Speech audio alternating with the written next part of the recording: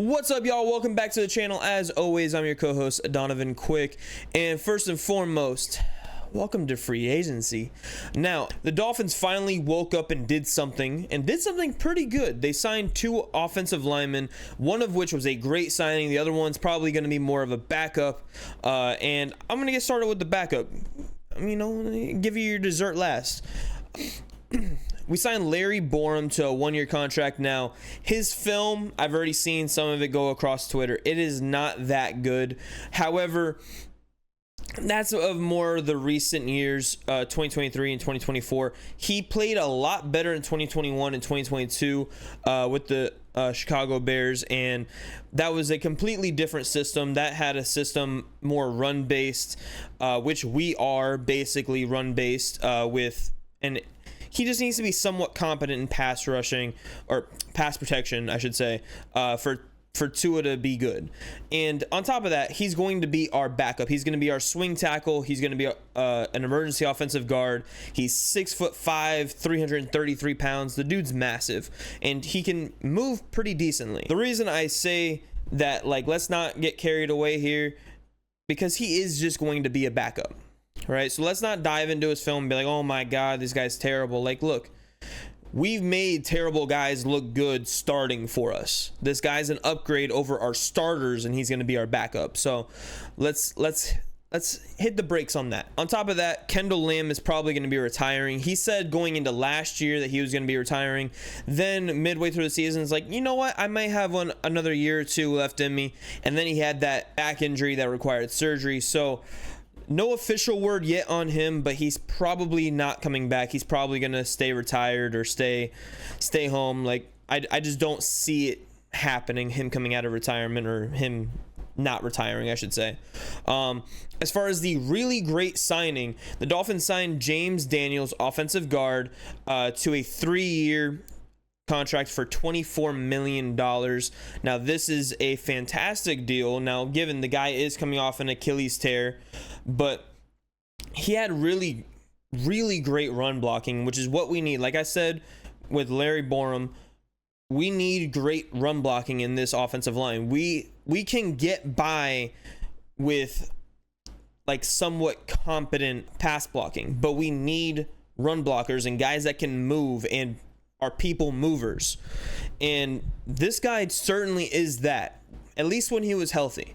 Now, this is a relatively small contract in comparison, because I believe I had Aaron Banks as my number one guard in free agency, and he just signed a 4-year $77 million deal. So we're talking about $53 million less. Math carrying, yeah, $53 million less. Well, obviously 1 year less, but still, like, 1 year less and 53 million yet less. I'm taking that deal, especially with how strapped we are for cash. Now, the Dolphins, they could certainly create more cap space, but it looks like they're trying not to keep pushing that money down the road like they have been. Like, if you restructure, yes, most of the money goes to a signing bonus, but then a certain amount of that money also gets pushed against your cap the following years. And, you know, eventually it catches up to you, or you can just keep doing it like the Saints, but like it caught up to the Rams. Given the Rams are fantastic now because they can actually draft, but neither here nor there. Now, I really do like Daniels. I think he is going to be a difference maker. Now, he is a right guard, so keep that in mind, because the Dolphins have been doing a lot of work on potential guards spots, and everybody that's been in the draft has kind of been like on a left guard kind of thing. Like Will Campbell, like he could play left or right, but he's more of a left guard. Kelvin Banks, he's never played guard before, but his build for the NFL is kind of more of a guard build. So this secures up the right side a little bit. We have Austin Jackson, James Daniels, and then we have Aaron Brewer in the middle. Now we have an unknown left side, because we don't know who our left guard is going to be. Rob Jones did just sign with the Cowboys, so he's not coming back. Obviously, I don't think we plan on bringing Liam back. If we do, it's going to be on a severely, it's going to be like the league minimum. Left tackle spot, we still don't know if Teron Armstead is going to play this year or not. So it's either going to be him or Patrick Paul, left tackle. And then like I said, we don't know who our left guard is going to be. That's to be determined.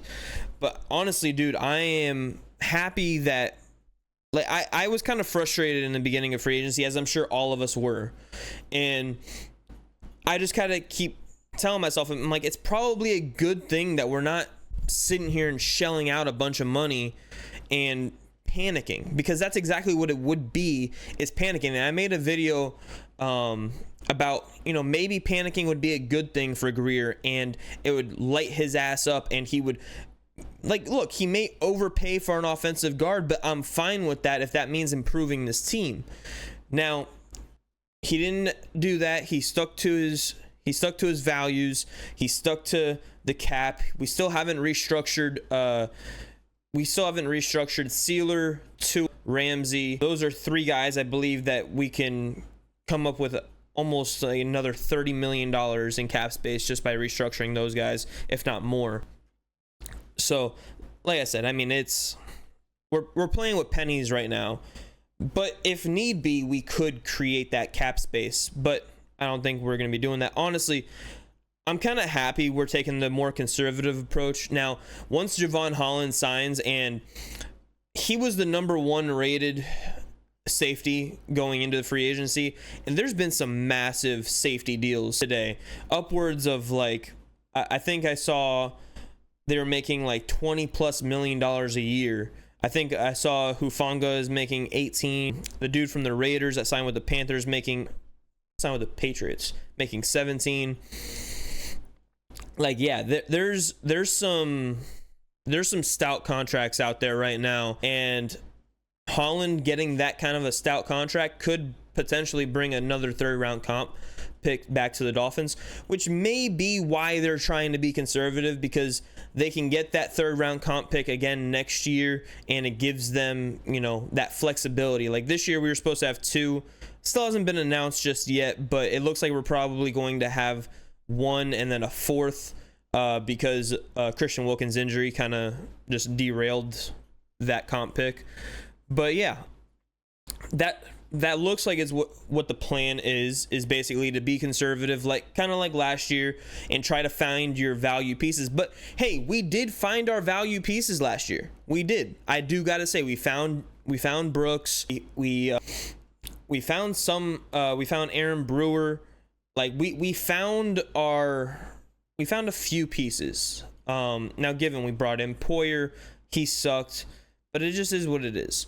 So honestly, I'd be kind of on the lookout for the next couple days. Dolphins going to be looking at a bunch of different free agents, and they're going to try to find their value picks.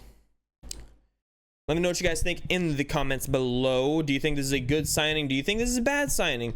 What do you think of both of them? Do you think Larry Borum, like, are you getting a little overzealous with his tape that's been circulating Twitter over the past couple hours? Or are you kind of just nonchalant and just going with the flow, kind of like me?